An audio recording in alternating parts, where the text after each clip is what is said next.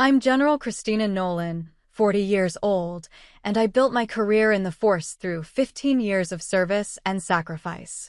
For years, I carried the weight in my family, supporting, covering, making sure things held together. But when my own parents raised a glass at my sister's engagement party and toasted her as their only successful child, I made a choice that changed everything. Have you ever been dismissed, humiliated, or undervalued by the very people you gave everything to? If so, share your story in the comments. You're not alone. Before I get into what happened, let me know where you're watching from. And if you've ever had to stand your ground after being wronged, hit that like button and subscribe for more real stories about boundaries and self-respect. What happened next might surprise you. The champagne flute trembled slightly in my hand as I watched my parents move through the crowd at my sister's engagement party. The country club's ballroom buzzed with conversation, designer dresses rustling against polished marble floors, and the soft clink of crystal glasses. Everything about the evening screamed perfection, from the white orchid centerpieces to the string quartet in the corner, and I should have felt proud to be part of it. Instead, I felt like an observer watching a play I'd never been cast in. "Angelina looks radiant," someone said behind me, and I turned to see Mrs. Jones from down the street, her eyes fixed on my sister as she floated between guests in her cream silk dress. "Your parents must be so thrilled." I nodded and took a sip of champagne, the bubbles sharp against my tongue. My sister did look radiant. She always had. Even as children, she possessed this effortless magnetism that drew people in, while I was the one who cleaned up the messes she left behind, the one who made sure homework got done and chores were finished. Tonight was no different. She was the star, and I was background scenery. The past 6 months had been building to this moment. Ever since she announced her engagement to Max, our parents had transformed into event coordinators, party planners, and social directors all rolled into one. Every conversation at family dinners revolved around wedding venues, guest lists, and flower arrangements. When I tried to share news about my recent promotion, Mom had cut me off mid-sentence to discuss catering options.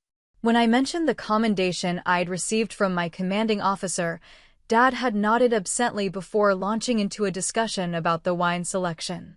"Your sister always knew how to make us proud," Mom had said just last week, not realizing I was standing in the doorway. She was on the phone with her sister, voice carrying that particular tone of maternal satisfaction. "She's marrying into such a wonderful family. The Ashfords have connections everywhere. Max's father owns half the commercial real estate downtown." I'd backed away quietly, the words settling like stones in my chest. 15 years in the military, deployments in 3 different countries, citations for leadership under fire, none of it seemed to register as success in their eyes. My career was dangerous and lacked real stability. My sister's engagement to a wealthy man's son, however, represented everything they valued. At family dinners, the pattern had become predictable. I'd start to share something about my work, and one of them would interrupt with a question about wedding planning or redirect the conversation to Max's achievements. He was successful, they'd say. He had a future. He came from good people with old money and newer connections.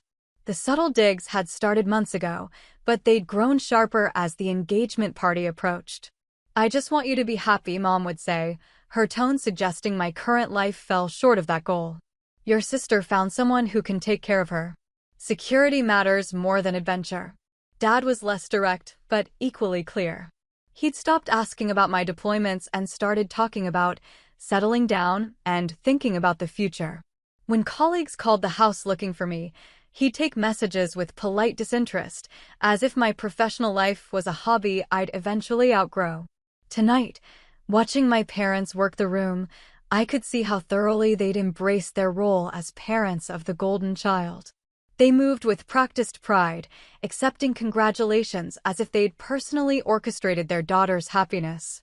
Mom wore a navy dress I'd never seen before, obviously purchased for the occasion, and Dad had gotten his hair cut at an expensive salon downtown. They looked like the parents they'd always wanted to be. "General Morrison sends his regards," I'd told them last month when my commanding officer had asked me to pass along his compliments about their daughter's service record. They'd smiled politely and changed the subject to flower arrangements. I moved toward the bar, needing something stronger than champagne. The bartender, a young man with careful hands and professional discretion, poured me a whiskey without being asked. He'd probably been watching faces all evening, reading the subtle signs of family tension that expensive parties couldn't quite mask.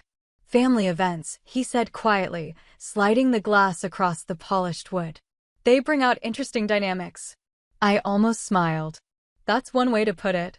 The crowd shifted around us, conversations flowing like water around rocks. I caught fragments of praise for my sister, her dress, her ring, her choice in men. Max was handsome, successful, well-connected. His family owned property in 3 states and a house in Martha's Vineyard. He'd graduated from Harvard Business School and worked at his father's firm. On paper, he was everything parents dreamed of for their daughters.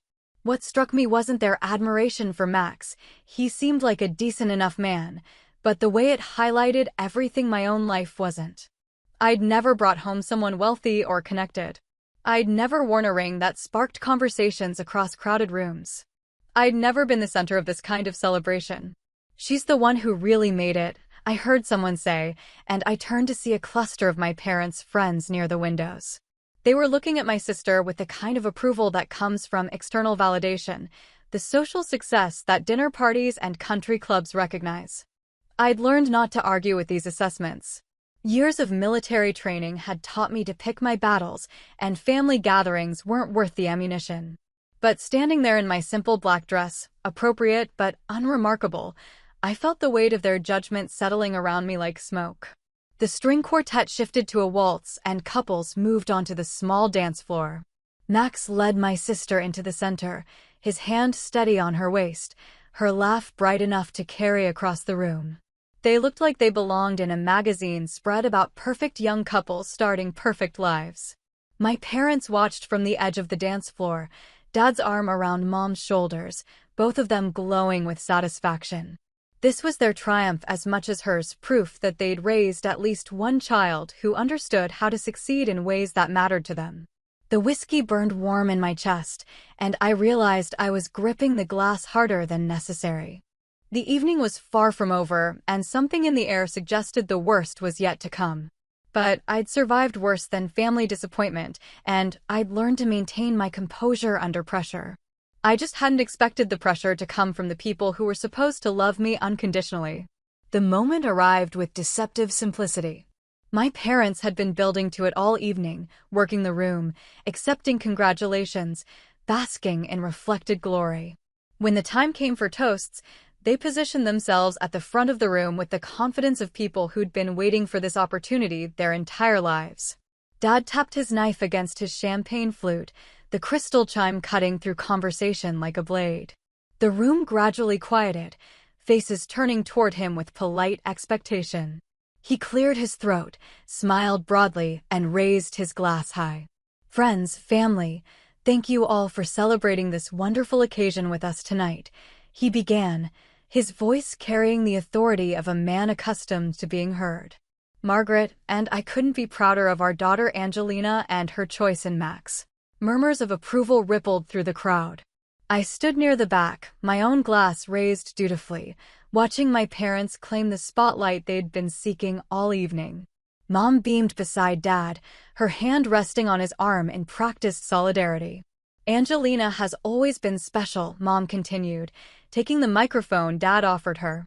"From the time she was small, we knew she had that spark, that ability to light up a room and make everyone around her better. She's accomplished everything she's set her mind to, and now she's found a partner who matches her in every way." The praise flowed like honey, sweet and thick and designed to stick. I'd heard variations of this speech my entire life at birthday parties, graduations, family gatherings.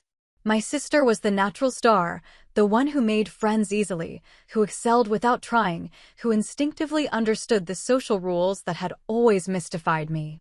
"Max," Dad said, raising his glass toward my sister's fiancé, "welcome to the family. You're getting a treasure, and we couldn't be happier to call you son." More applause, more smiles. Max looked appropriately humble and grateful, his arm around my sister's waist, both of them glowing under the attention. This was their moment, their celebration, their future being blessed by everyone who mattered. Then Dad's expression shifted slightly, and I felt something cold settle in my stomach. He looked out over the crowd, his eyes finding mine for just a moment before moving on.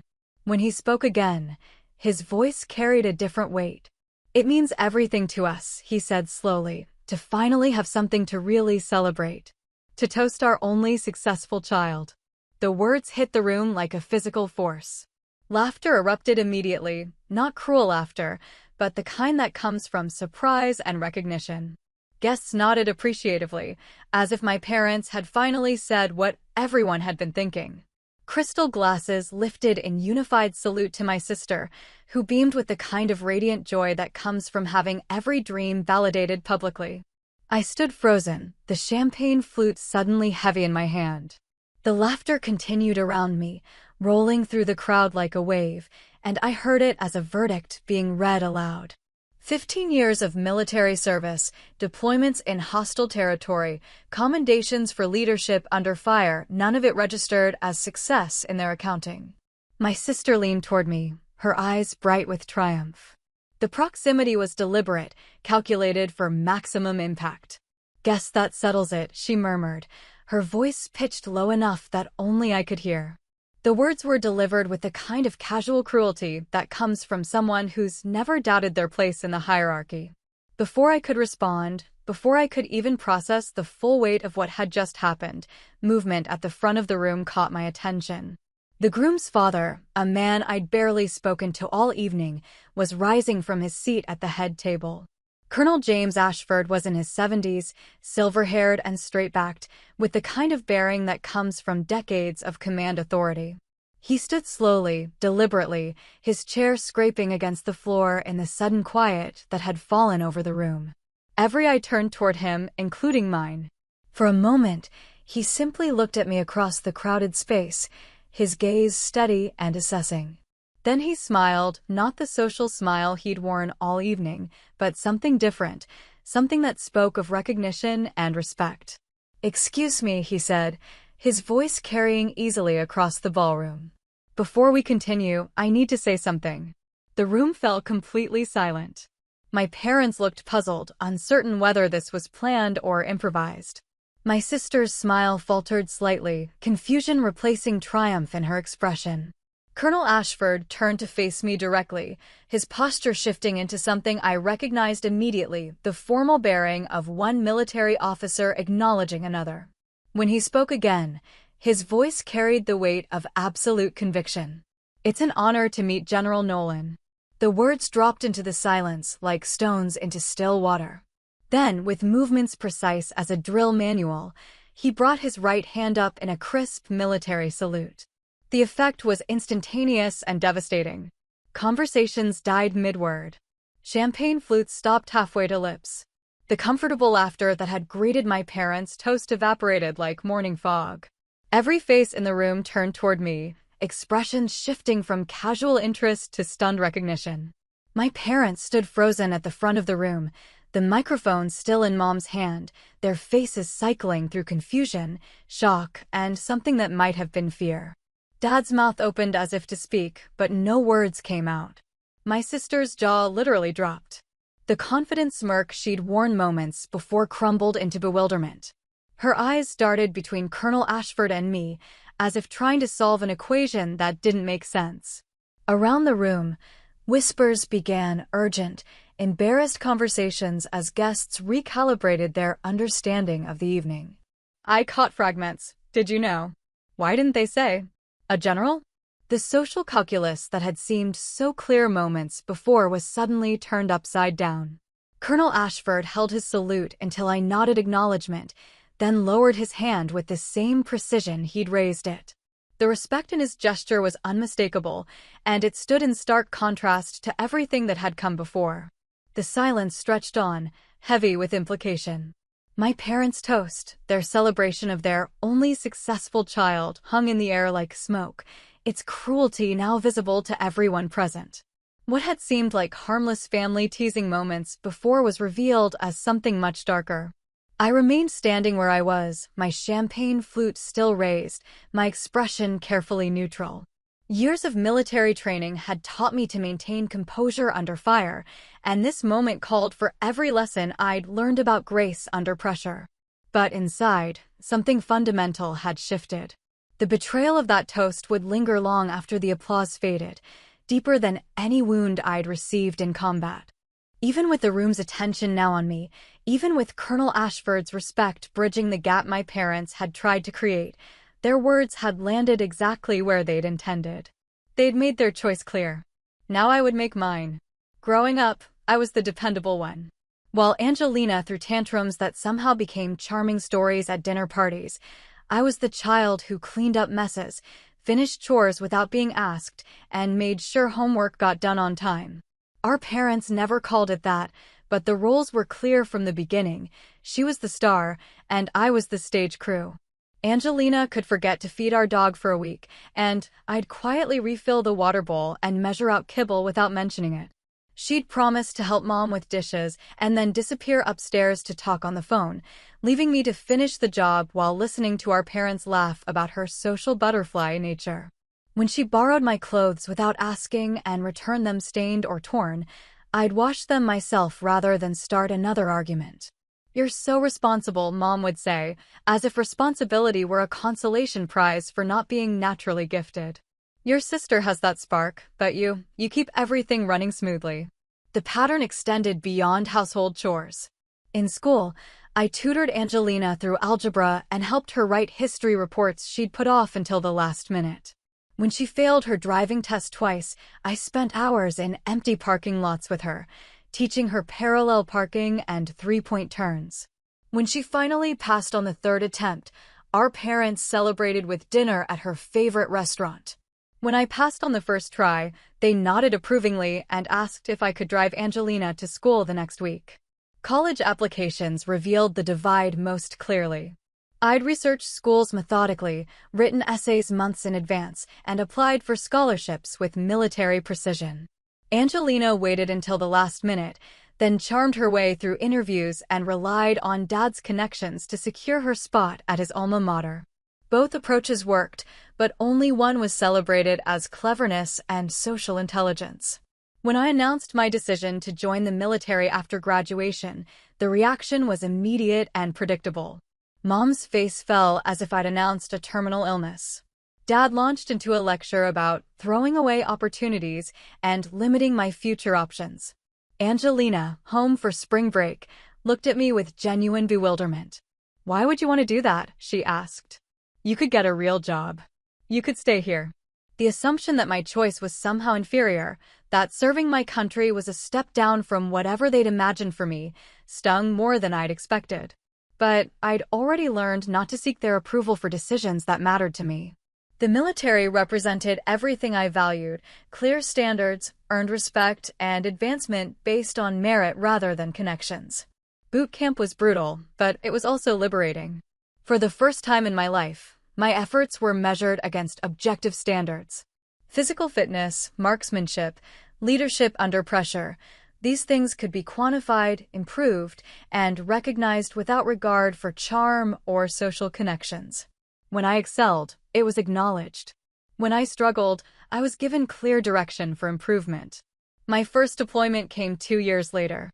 I wrote home faithfully, sending letters that described the landscape, the people I worked with, and the sense of purpose that came from meaningful work. I sent photographs of ancient ruins and modern cities, hoping to share something of what I was experiencing. The responses were polite but brief: Mom asking if I was eating enough, Dad wondering when I'd be coming home for good.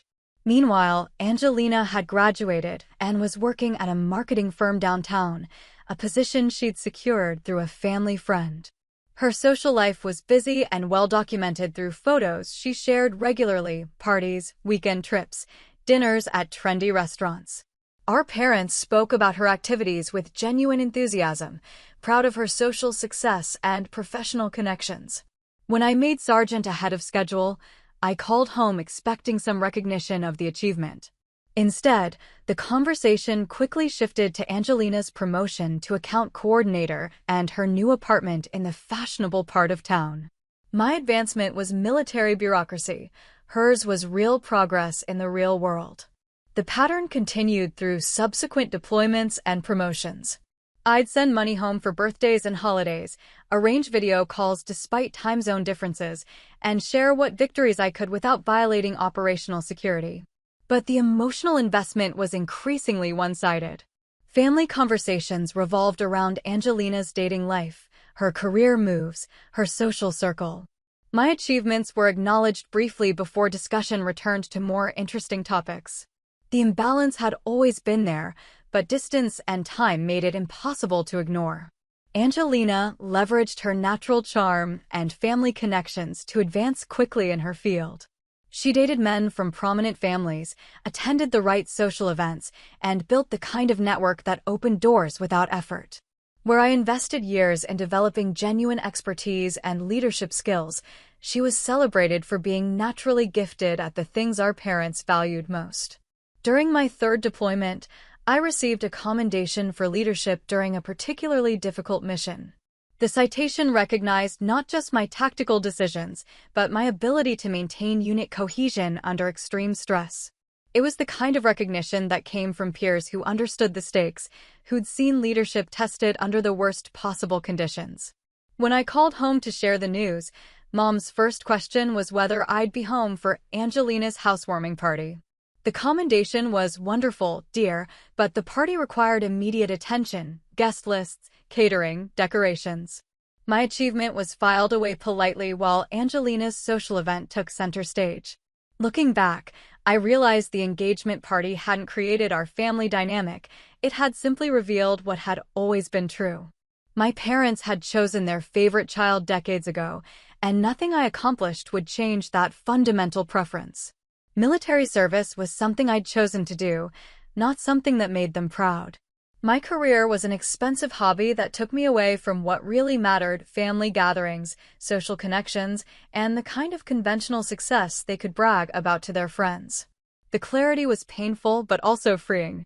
I'd spent years seeking approval that was never going to come, trying to translate military achievements into language my parents would understand and value. But their toast at the engagement party had made their position unmistakably clear. I wasn't their successful child, and I never would be.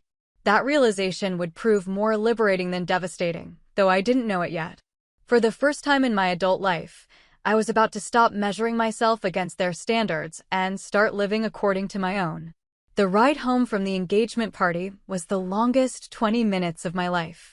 I drove through empty suburban streets, past houses where families were probably having normal conversations about normal things: homework, weekend plans, tomorrow's weather. The silence in my car felt deafening after the chaos of the evening, but it was a relief compared to facing the aftermath at the party.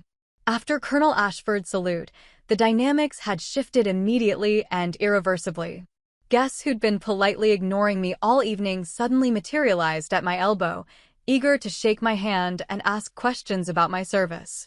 The same people who'd laughed at my parents' toast were now recalibrating their understanding of the evening's social hierarchy. "I had no idea," Mrs. Jones had whispered, her cheeks flushed with embarrassment. "Your parents never mentioned, we just assumed." She hadn't finished the sentence, but she didn't need to. They'd assumed exactly what my parents had encouraged them to assume, that Angelina was the successful daughter, the one worth celebrating, while I was the family disappointment who'd chosen an unconventional path that led nowhere important. My parents had spent the rest of the evening in damage control mode, their practiced social smiles growing more strained with each conversation. I'd watched them field questions they couldn't answer, deflect congratulations they hadn't expected, and navigate a suddenly complicated social landscape they'd never had to traverse before. Angelina had recovered her composure quickly, as she always did, but something had changed in her expression. The easy confidence that had carried her through the evening was gone, replaced by a wariness I'd never seen before.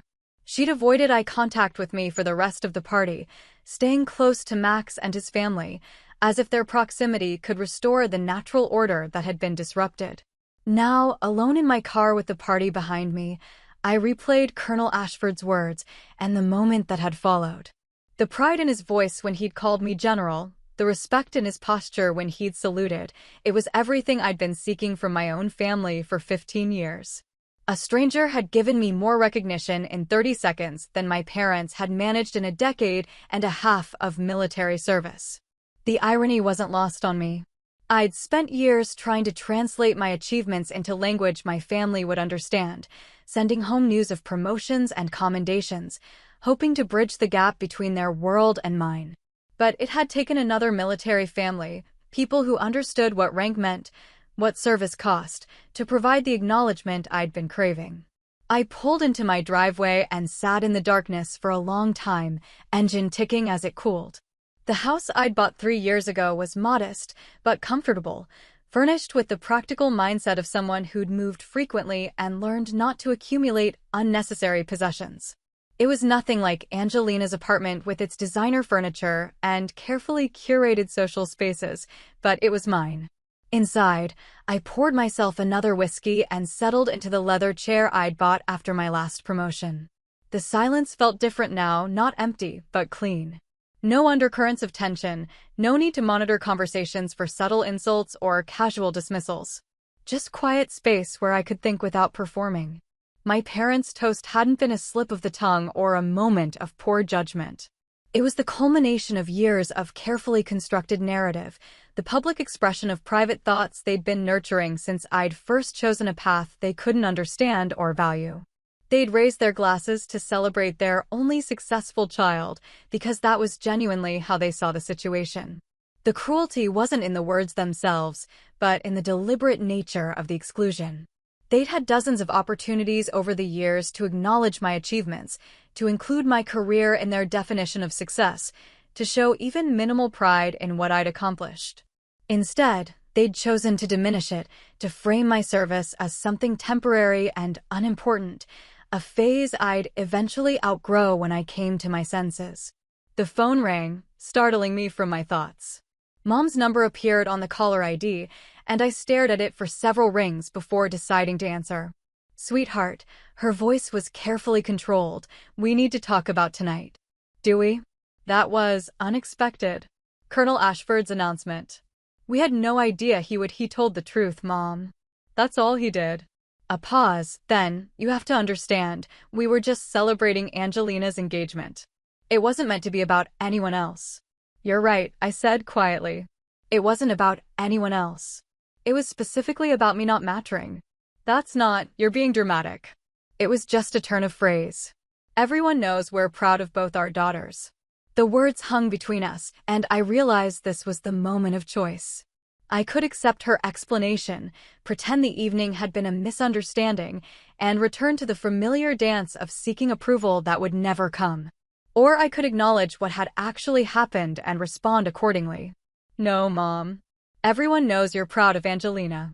What they learned tonight is that you've been ashamed of me for 15 years. That's not true. You've never asked about my work except to wonder when I'd quit. You've never mentioned my rank to your friends. You've never celebrated a promotion or acknowledged a commendation. Tonight you announced to a room full of people that I'm not successful, that Angelina is your only child worth celebrating. That wasn't a slip, that was the truth."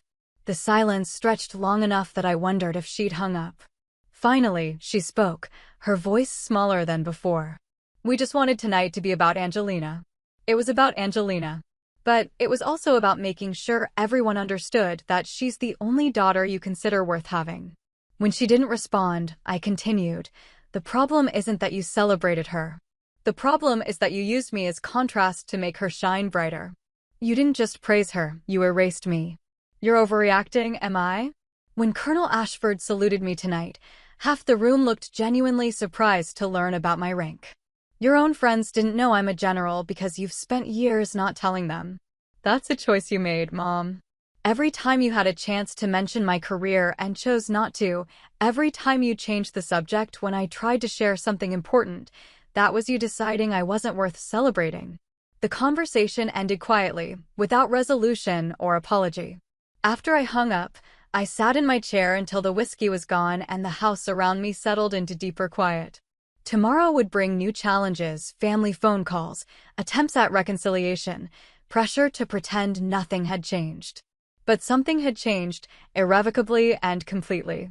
My parents' toast had stripped away years of carefully maintained illusions, and Colonel Ashford's salute had shown me what respect looked like when it was genuine.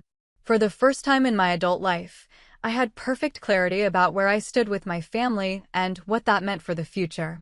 They'd made their choice. Now it was time to make mine. The decision crystallized slowly, like ice forming on a window. I'd spent the night after the engagement party replaying every conversation, every slight, every moment over the years when I'd swallowed my disappointment and tried harder to earn recognition that was never going to come. By morning, the path forward was clear. I wouldn't be chasing their validation anymore. No more explaining my choices, no more translating military achievements into civilian language, no more hoping the next promotion or commendation would finally make them proud. I was done performing for an audience that had already decided I wasn't worth applauding. The first test came sooner than expected. 3 days after the party, Mom called during my morning coffee, her voice carrying that particular tone of maternal authority she'd used throughout my childhood. "We're having Sunday dinner this weekend," she announced, as if the engagement party had never happened. "Your father's making his famous pot roast, and Angelina wants to show everyone her engagement photos. Can you be here by 2? I'd attended 1,000 Sunday dinners, dutiful in my role as the reliable daughter who showed up on time and helped clear the table afterward. The invitation carried the implicit assumption that whatever had happened at the party, normal family operations would resume without discussion. "I won't be there," I said simply. A pause. "What do you mean you won't be there? You're always here for Sunday dinner." "Not anymore. Don't be ridiculous. We're family. This is what families do." The word ridiculous hit like a familiar slap. How many times had they used it to dismiss my feelings, my perspectives, my attempts to be heard? I'd been ridiculous for choosing military service, ridiculous for taking deployments seriously, ridiculous for wanting acknowledgement of my achievements. Now I was being ridiculous for having feelings about their public humiliation. "You made your feelings about family very clear at the engagement party," I said, keeping my voice level. "I'm simply responding accordingly. You're taking this way too personally. It was just a joke, honey." Everyone understood that. Everyone understood that you consider Angelina your only successful child. You said it publicly, and you meant it. I'm not angry about that. I'm just done pretending it's something different. The conversation continued for another 10 minutes, but the positions were fixed. Mom alternated between minimizing the toast and suggesting I was overreacting, never quite acknowledging what had actually happened, but making it clear she expected me to move past it without further discussion. When I hung up, I felt something I hadn't experienced in years: relief. No guilt about missing family dinner, no anxiety about disappointing them, no complicated calculations about how to maintain peace while protecting my dignity. Just clean, simple clarity about boundaries. Sunday came and went without apologies or compromises. Monday brought a text from Angelina that was masterfully crafted to sound concerned while delivering maximum emotional manipulation. "Mom says you're not coming to dinner anymore? This is really unlike you. Everyone's worried. You're making this about you again when it should be about family." I deleted the text without responding. Angelina had perfected the art of positioning herself as the reasonable one while painting me as the problem, and I wasn't interested in playing that game anymore. She'd gotten exactly what she wanted at the engagement party, public recognition as the favored daughter, and now she was annoyed that there were consequences. The invitations continued over the following weeks. Birthday celebrations, family barbecues, casual get-togethers that had once formed the rhythm of our relationship. I declined them all politely but firmly, offering no explanations or justifications. The shift felt seismic but also necessary, like finally setting a broken bone properly after years of working around the pain. My absence created more tension than my presence ever had. Dad called after I missed his birthday dinner, his voice careful and controlled. "Your mother's upset," he said. "She thinks you're punishing us for something that was never meant to hurt you." "I'm not punishing anyone," I replied. "I'm just not available for events where I'm not wanted." "You're always wanted. You're part of this family." The words were right, but they came too late and without the weight of truth behind them. I'd been part of the family in the same way furniture is part of a room, useful when needed, ignored otherwise, valued primarily for function rather than inherent worth. Being wanted and being valued are different things, Dad. Angelina is valued. I'm tolerated. The engagement party made that distinction public, but it didn't create it. He tried to argue, but we both knew he was defending a position that couldn't be sustained by evidence. 15 years of minimized achievements, redirected conversations, and casual dismissals had created a record that spoke for itself. The family dynamics shifted in predictable ways. Angelina's engagement planning hit complications, venue problems, vendor issues, guest list management. In the past, I would have stepped in to help coordinate solutions, making phone calls and managing details while she focused on the glamorous aspects. Now those responsibilities fell to our parents, who quickly discovered that Angelina's organizational skills were more theoretical than practical. Their complaints were subtle but unmistakable. Phone calls that once ended with easy conversation now carried undertones of stress and frustration. Angelina's demands were mentioned more frequently, her expectations described in terms that suggested burden rather than joy. They'd gotten the daughter they'd always celebrated, but they'd lost the one who'd made everything work smoothly behind the scenes. Meanwhile, my own life continued to advance. A new assignment came through with increased responsibilities and a commendation from my commanding officer for the previous year's performance. Colleagues treated me with the respect I'd learned not to expect from family, and my professional relationships were built on competence and mutual regard rather than obligation and disappointment. For the first time in years, I allowed that respect to be enough. I didn't filter professional recognition through the lens of whether my parents would understand or approve.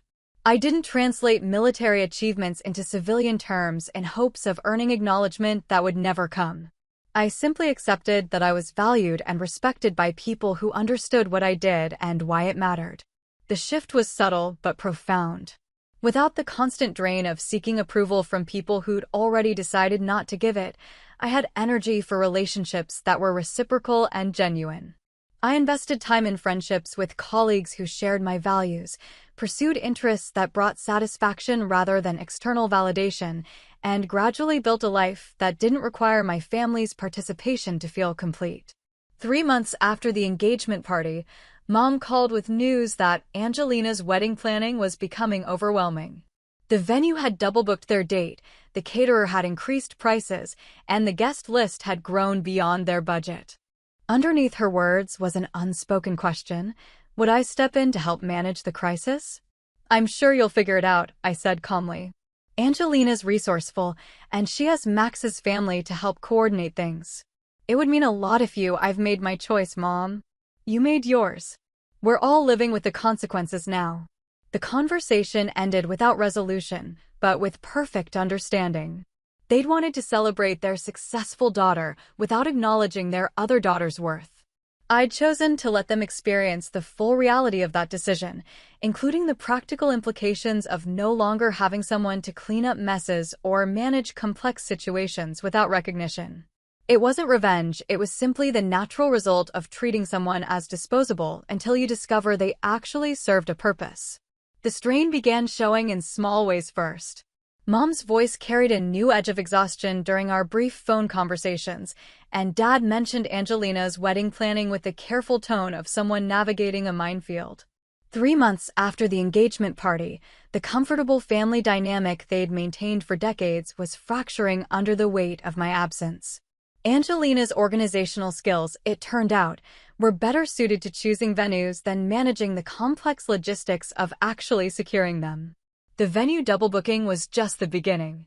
The photographer they'd hired was booked for the wrong date, the florist had misunderstood the order, and the catering contract contained clauses no one had bothered to read carefully.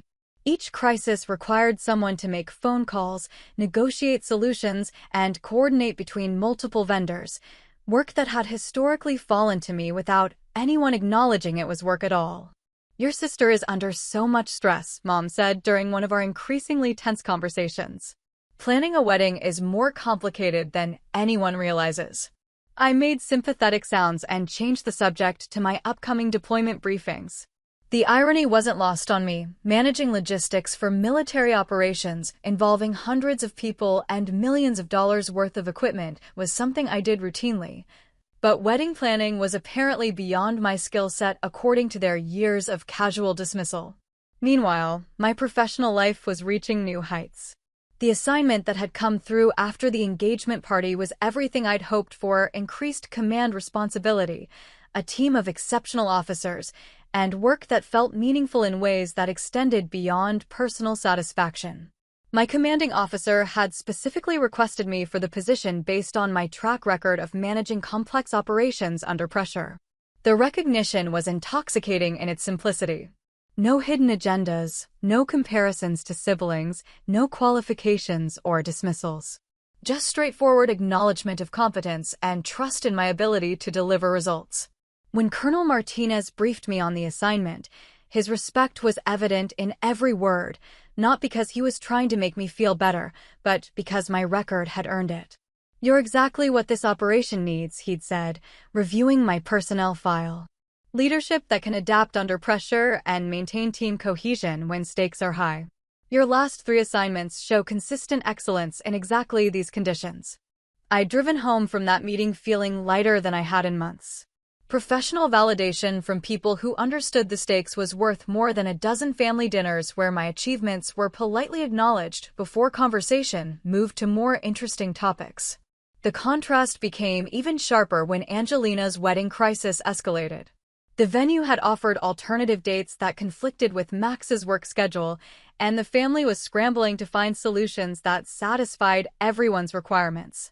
In the past, I would have spent evenings on the phone working through options, researching alternatives, and coordinating between different parties to find workable compromises. Instead, I was preparing for a deployment that would take me overseas for 6 months, focusing on briefings and team preparation that required my full attention. When Dad called to ask if I could maybe help coordinate some of this wedding chaos, I was reviewing intelligence reports and operational parameters for a mission that would affect regional security. "I'm not available for wedding planning," I said simply. "I have work responsibilities that require my focus." But Angelina really needs. Angelina is an adult with a college degree and a successful career. She has parents who love her and in-laws who want to help. She doesn't need me. The silence that followed was heavy with unspoken accusation. I was being selfish, unsisterly, unreasonably stubborn about helping family during a stressful time. But I'd learned to recognize these guilt tactics for what they were: attempts to restore the old dynamic where my time and energy were freely available while my own priorities were considered secondary. "This isn't like you," Dad said finally. "You've always been the one we could count on." "You've always been able to count on me because I made myself available," I corrected. "That doesn't mean it was fair or sustainable, just that I was willing to do it. Now I'm not." The deployment preparation intensified over the following weeks. My team was exceptional: experienced officers who'd worked together before, support staff who understood the mission parameters, and leadership that trusted our competence enough to give us operational autonomy. The respect was mutual and earned, based on demonstrated ability rather than family connections or social charm. During team meetings, my input was valued and my decisions were implemented without question. When I disagreed with proposed strategies, my concerns were heard and addressed seriously. When I recommended personnel changes or resource allocations, they were approved based on my expertise rather than subjected to committee review or second-guessing. The difference from family dynamics was stark enough to be almost comedic. At work, I was General Nolan, whose judgment was trusted on matters of strategic importance. At home, I was the difficult daughter who was being unreasonable about helping with flower arrangements. 2 weeks before my deployment, Angelina's wedding planning reached a crisis point that required immediate attention. The replacement venue had unexpected restrictions on decorations, the catering timeline conflicted with the ceremony schedule, and 3 key vendors had communication breakdowns that threatened to derail multiple aspects of the reception. Mom called me at 7 in the morning, her voice sharp with panic. "We need you," she said without preamble. "This is getting out of hand, and Angelina is having a breakdown. You're the only one who knows how to manage this kind of complicated situation." The admission was everything I'd wanted to hear for years, acknowledgement that my skills had value, that my absence had consequences, that I actually contributed something meaningful to family operations. But it came too late and for the wrong reasons. They needed me now because they were in crisis, not because they valued my contributions as a matter of course. "I'm leaving for deployment in 2 weeks," I said calmly. "My time is committed to mission preparation. This is your sister's wedding. It's important. My work is also important. More important than party planning, actually." The words hung between us like a challenge. For 15 years, they'd treated my military career as less significant than social events and family gatherings. Now they were asking me to prioritize wedding logistics over operational readiness for a deployment that would affect international security. "You're being stubborn," Mom said, her voice carrying the frustration of someone unaccustomed to having requests denied. "This is family. Family works both ways, Mom. You celebrated your only successful child publicly. You made it clear that what I do doesn't matter compared to what Angelina does. Now you want me to drop everything to help with her wedding because suddenly my organizational skills have value. We never said your work doesn't matter. You said Angelina was your only successful child. In front of a room full of people. That's exactly what you said." The conversation ended without resolution, but with a new understanding on both sides. They finally recognized that I'd been providing value they'd taken for granted, and I'd confirmed that their recognition had come too late to change my priorities. My deployment would proceed on schedule. Angelina's wedding would happen with or without my coordination. And for the first time in my adult life, I was entirely comfortable with letting them experience the full consequences of the choices they'd made. The tables had turned completely. They needed me more than I needed their approval, and that shift in power dynamics was permanent. I'd built a life and career that provided satisfaction and recognition without their participation, while they'd discovered that celebrating one daughter often required the uncelebrated contributions of the other. The deployment lasted 6 months and changed everything. Leading a multinational task force through complex operations in 3 different countries, I discovered what it felt like to work with people who valued competence over connections, who measured success by results rather than social approval. My team included officers from 4 different nations, and every one of them treated me with the respect my rank had earned. When I returned home, the landscape had shifted in ways both subtle and profound. Angelina's wedding had proceeded on schedule, but not without complications. The stories filtered back to me through casual conversations with family friends, vendor conflicts that had required last-minute solutions, timeline issues that had caused stress on the wedding day, and a generally chaotic experience that could have been smoother with better coordination. "Your sister's wedding was beautiful," Mrs. Jones told me at the grocery store, "but goodness, what a production. Your parents looked exhausted by the end of it." I smiled politely and changed the subject, but the information settled like pieces of a puzzle clicking into place. They'd managed without me, but they'd felt my absence in every logistical challenge they'd faced alone. The first contact came from Dad, his voice carrying a different quality than I'd heard before, something that might have been humility. "We'd like to see you," he said during a brief phone call 3 weeks after my return. "When you have time. No pressure about family dinners or anything formal. Just when you're available." The careful phrasing was telling. No assumptions about my schedule, no guilt about missing family events, no expectations that I would automatically make myself available. For the first time in my adult life, they were asking rather than assuming. "I could meet for coffee," I offered. "Saturday afternoon, if you want to drive into town. We'll be there." "Thank you." The meeting took place at a quiet cafe downtown, neutral territory where none of us had emotional history. My parents looked older than I remembered, and there was something different in their bearing, less confidence, more uncertainty about how to navigate the conversation. "You look good," Mom said, studying my face as if searching for signs of anger or resentment. "The deployment suited you."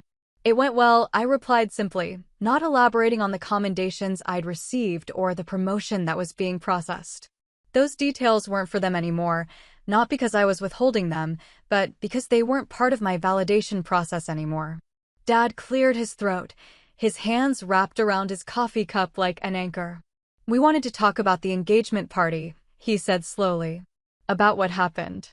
What we said." I waited, letting them choose how much they wanted to acknowledge. "We didn't understand," he continued. "Maybe we still don't. But we were wrong." The words were simple but significant. Not, "you misunderstood," or "it came out wrong," or "everyone knew we didn't mean it that way." Just acknowledgement that they'd been wrong. Mom leaned forward slightly, her expression more serious than I'd seen in years. "We spent so many years not really seeing what you were doing," she said. "Your career, your achievements, we treated them like a hobby instead of recognizing what you'd actually accomplished. That was our failure, not yours." The admission was everything I'd wanted to hear for 15 years, but receiving it now felt different than I'd expected. There was satisfaction in finally being acknowledged, but also a strange sense of distance. The validation I'd craved had come, but I no longer needed it to feel whole. "Angelina's wedding was hard without you," Dad added quietly. "Not just the planning, but we realized how much you'd always done that we never acknowledged. How much we'd taken for granted. And it wasn't fair," Mom continued. "The way we celebrated her and ignored you. The toast at the party was cruel, even if we didn't mean it that way. You deserved better from us." I sipped my coffee and considered how to respond. The conversation felt surreal after months of operating in environments where my competence was assumed and my leadership was valued without question. Coming back to family dynamics required a mental shift I wasn't entirely prepared for. "I appreciate you saying that," I said finally. "But I need you to understand that this isn't something that can be fixed with an apology. This was 15 years of choices. Every time you changed the subject when I talked about work, every time you dismissed my achievements, every time you made it clear that my career didn't matter compared to Angelina's social life. The engagement party just made it public." They nodded, and I could see they were processing the scope of what they were acknowledging. This wasn't about one evening or one poorly chosen toast. It was about years of systematic dismissal that had shaped our entire relationship. "What do we do now?" Mom asked. "How do we fix this?" "I don't know if you can," I said honestly. "I've built a life that doesn't require your approval anymore. I have work that matters, colleagues who respect me, and a sense of purpose that comes from what I do rather than what you think about what I do. That's not going to change." The words weren't cruel, but they were definitive. I wasn't negotiating for better treatment or setting conditions for reconciliation. I was simply stating the reality of where things stood. "But we'd like to try," Dad said. "If you're willing. We'd like to understand what we missed, what your work actually involves, what you've accomplished that we never bothered to learn about." The offer was tentative but genuine. They weren't demanding immediate forgiveness or expecting things to return to normal. They were asking for the opportunity to build something different, based on actual knowledge of who I was rather than assumptions about who they wanted me to be. "That would take time," I said. "And it would mean actually listening when I talk about my work, not waiting for the conversation to move to something more interesting." "We understand." The meeting ended without dramatic reconciliation or emotional breakthroughs. Instead, we made tentative plans for another conversation the following month, dinner at a restaurant where we could talk without the weight of family history pressing down on every interaction. As I drove home, I realized something had shifted permanently. The desperate need for their approval that had driven me for decades was gone, replaced by something calmer and more sustainable. They could choose to understand and respect my life, or they could continue dismissing it, but either way, I would be fine. For the first time in my adult life, I was negotiating from a position of strength rather than need. The change felt as liberating as my first deployment, but far more permanent. 6 months have passed since that first careful conversation at the downtown cafe, and the family dynamic has settled into something entirely different from what any of us expected. There's no dramatic healing, no tearful reconciliation scene where years of hurt dissolve into understanding. Instead, there's a cautious respect that feels more sustainable than the forced closeness we used to maintain. My parents ask about my work now, and they listen to the answers. When I mentioned the task force I led during my last deployment, Dad took notes on a napkin, asking questions about operational structure and international cooperation. When I received a commendation for innovation in logistical management, Mom asked to see the actual citation rather than just nodding politely and changing the subject. The effort is visible and sometimes awkward, like watching someone learn a new language in middle age. They're trying to understand a world they've ignored for 15 years, and the learning curve is steep. But they're trying, which is more than I expected and enough to build on. Angelina's adjustment has been more complex. The wedding went well despite the coordination challenges, and she's settled into married life with characteristic adaptability. But something fundamental shifted when she realized that being the favorite child came with expectations she'd never had to meet before. Without me to handle the logistics of family life, more responsibility has fallen to her, and she's discovering that natural charm doesn't always translate to practical competence. "I never realized how much you did," she admitted during a recent phone conversation. "All those family events, the coordination, making sure everything ran smoothly, I thought it just happened naturally." The acknowledgement wasn't quite an apology, but it was recognition. She's beginning to understand that our family functioned as well as it did not because of her social skills, but because of infrastructure she'd never noticed. The revelation has made her less confident about her role as the golden child and more aware of what maintaining family relationships actually requires. My career continues to advance, but the trajectory feels different now that I'm not constantly translating achievements into terms my family might appreciate.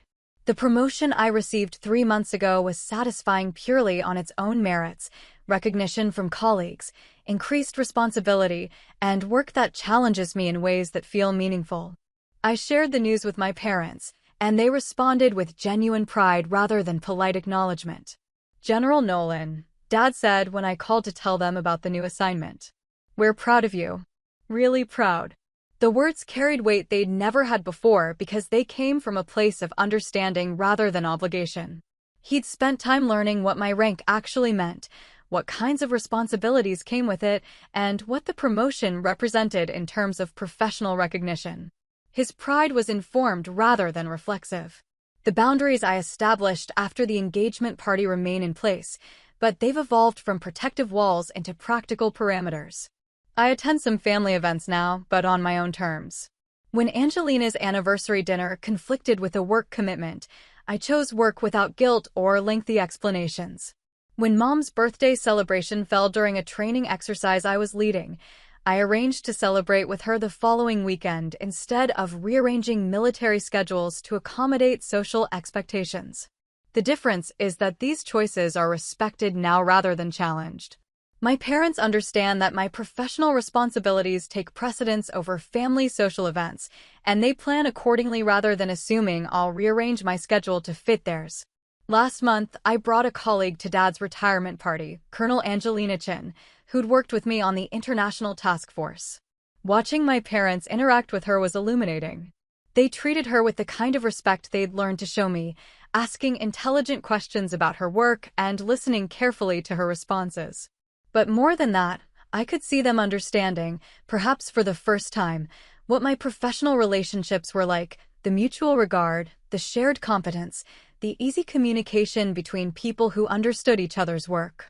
"Your colleague is impressive," Mom said later. "And it's clear she respects you enormously. The way she talked about your leadership, we never understood that side of who you are." The observation was accurate and telling.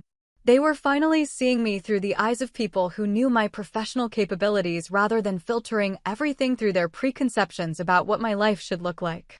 The engagement party feels like ancient history now, but its impact was permanent and ultimately positive. That moment when my parents raised their glasses to toast their only successful child stripped away years of careful pretense and forced everyone to confront the actual dynamics we'd been living with. Colonel Ashford's salute didn't just correct a social error, it revealed a truth that couldn't be ignored or explained away. Looking back, I realized the betrayal wasn't in the words themselves, but in the years of choices that led up to them. Every conversation where my achievements were minimized, every family gathering where my career was treated as less important than social events, every assumption that my time and energy were freely available without acknowledgement. All of that culminated in that toast. But the revelation worked both ways. While they were publicly dismissing my success, I was privately building a life that didn't require their validation. The military had given me everything I'd been seeking from my family: clear standards, earned respect, advancement based on merit, and colleagues who valued my contributions. I'd been looking for approval in the wrong place for 15 years. The family relationships we're building now are more honest and more sustainable than what we had before. My parents can't pretend anymore that they don't understand what I do or that it doesn't matter.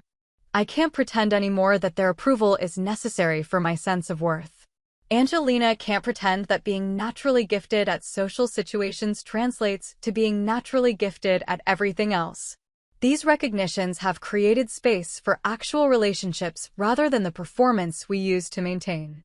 When we spend time together now, it's because we choose to, not because obligation demands it. When they express pride in my achievements, it means something because it's informed and genuine. When I help with family logistics, it's appreciated rather than assumed. I still think about that moment sometimes: the crowded room, my parents' confident toast, the laughter that followed, and then Colonel Ashford rising to his feet. The silence that fell when he saluted me, the shift in atmosphere, my sister's shocked expression, my parents' frozen smiles. It was the moment everything changed, not just for them but for me. That salute didn't just correct a social error, it showed me what respect looked like when it was real. And once I'd seen it, once I'd felt what it was like to be valued by people who understood what I'd accomplished, there was no going back to seeking approval from people who'd already decided I wasn't worth celebrating. The lesson endures. Respect isn't begged for, it's lived, earned, and sometimes demanded by the simple act of refusing to accept anything less. Whether my family fully reconciles or not, I've learned to find my worth in places where it's recognized and valued. That clarity is worth more than any toast, any celebration, any recognition they could have offered years too late. The room fell silent that night, but the silence was just the beginning. The call came on a Tuesday morning while I was reviewing intelligence briefings for an upcoming NATO exercise. Mom's voice was different, smaller somehow, with an undertone I'd never heard before. "Your father's in the hospital," she said without preamble. "Heart attack. They're saying it was minor, but—" Her voice trailed off, and I could hear the fear she was trying to contain. I was in my car within 20 minutes, driving toward the same hospital where I'd been born, where Angelina had broken her arm falling off her bike, where we'd visited grandparents in their final days. The familiar route felt different now, not like coming home, but like returning to a place I'd once belonged. The cardiac unit was quiet, all hushed conversations and soft-soled shoes on polished floors. I found Mom in the waiting room, smaller than I remembered, her hands wrapped around a cup of coffee that had gone cold hours ago. She looked up when I entered, relief flooding her features. "He's stable," she said immediately. "The doctor says the damage was minimal, but they want to keep him for observation. He's sleeping now." I sat beside her, and we waited in the particular silence that hospitals create, not peaceful, but suspended, as if normal life has been temporarily paused while more important things sort themselves out. "Angelina's flying in from her honeymoon," Mom continued. "She'll be here tonight. Max wanted to come too, but I told her it wasn't necessary." "Not yet." The qualifier hung between us. "Not yet, but if things got worse, then yes, the whole family would gather." The old patterns would reassert themselves in the face of genuine crisis, because that's what families do when the stakes become real. A nurse emerged from Dad's room and approached us with professional kindness. "He's awake now, if you'd like to see him. Just family, and only 2 at a time." Mom looked at me expectantly, and I realized this was another test of the new dynamic we'd been building. In the old days, she would have gone in first, then summoned me when it was convenient. Now she was asking, offering me equal consideration. "You go first," I said. "I'll wait here." She squeezed my hand before rising, a gesture that carried more weight than usual. I watched her walk toward Dad's room, her shoulders straight but her step uncertain, and realized how much they'd both aged in the months since we'd begun rebuilding our relationship. 20 minutes later, she returned with eyes slightly red but composed. "He wants to see you now. He's worried about something." The coronary care unit had that particular hospital smell of disinfectant and recycled air, but Dad looked better than I'd expected. Pale but alert, hooked up to monitors that beeped reassuringly, his eyes clear when he turned toward me. "There's my general," he said, his voice hoarse but warm. "Took a heart attack to get you to visit me in a hospital gown." "Your timing has always been dramatic," I replied, settling into the chair beside his bed. "How are you feeling?" "Like I've been reminded I'm not 25 anymore." He shifted slightly, wincing. "But that's not what I wanted to talk about. The doctor says this was a warning. My cholesterol's too high. I need to change my diet, exercise more." Standard lecture for overweight men in their 60s. I nodded, waiting for whatever was really on his mind. But lying here, thinking about what could have happened. He paused, gathering his thoughts. I kept thinking about that night at the engagement party. About what I said, what we said. About how we could have lost you years ago, and instead of celebrating everything you'd accomplished, we spent 15 years making you feel like it didn't matter. The monitors continued their steady rhythm, but something in the room had shifted. "Dad, let me finish," he said quietly. "I need to say this while I have the chance. We were wrong. Not just about the toast, not just about that one night, but about everything. For years. We were so proud of Angelina's conventional success that we missed the extraordinary thing you were doing. We missed who you'd become." He reached for the water cup on his bedside table, his movements careful and deliberate. "Your mother and I talked about this during those awful months when you wouldn't come to family dinners. We talked about what we'd lost, what we'd thrown away because we were too stubborn or too blind to see it. And then when you started giving us another chance, when you began teaching us about your work, your life." He shook his head. "We realized we'd wasted 15 years being proud of the wrong things." The words settled between us like stones dropping into still water. I'd imagined conversations like this during the early months after the engagement party, fantasized about the apologies that would make everything right. But hearing them now, in this sterile room with machines monitoring his heartbeat, they felt different than I'd expected. "I'm proud of you," he continued. "Not just your rank, not just your achievements, but who you are. The kind of person who serves something bigger than herself, who leads people through impossible situations, who carries responsibility that most of us can't even imagine." I should have said that years ago. I should have said it every time I had the chance. I felt something shift inside my chest, not the dramatic release I'd once imagined, but something quieter and more sustainable.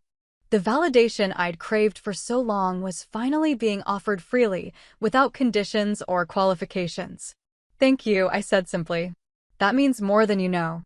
"I also need to ask you something," he said, his voice growing more serious. "If something happens to me, not today, the doctors say this was minor, but when my time comes, I need to know you'll help your mother and Angelina.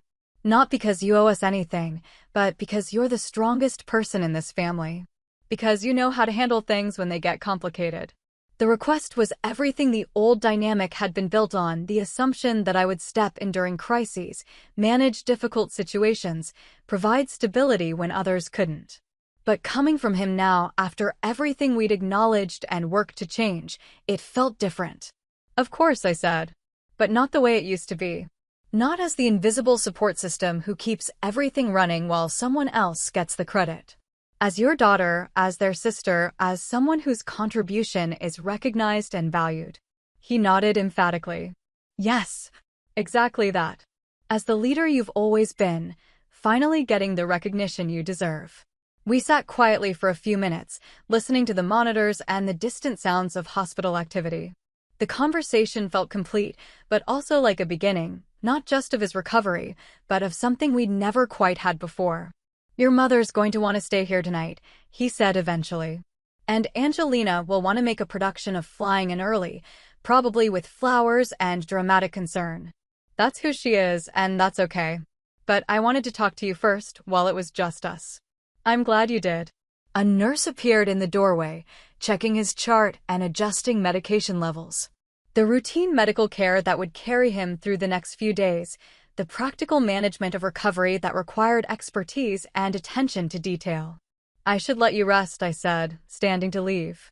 "But I'll be back tomorrow, and I'll stay as long as you need me to." "I know you will," he said, his eyes already showing the fatigue that comes with medical crisis and emotional breakthrough. "You've always been dependable." We just forgot to appreciate what that meant. I left the hospital as evening was settling over the city, the familiar landscape looking different somehow, not like home, exactly, but like a place where I belonged in ways I was still learning to understand.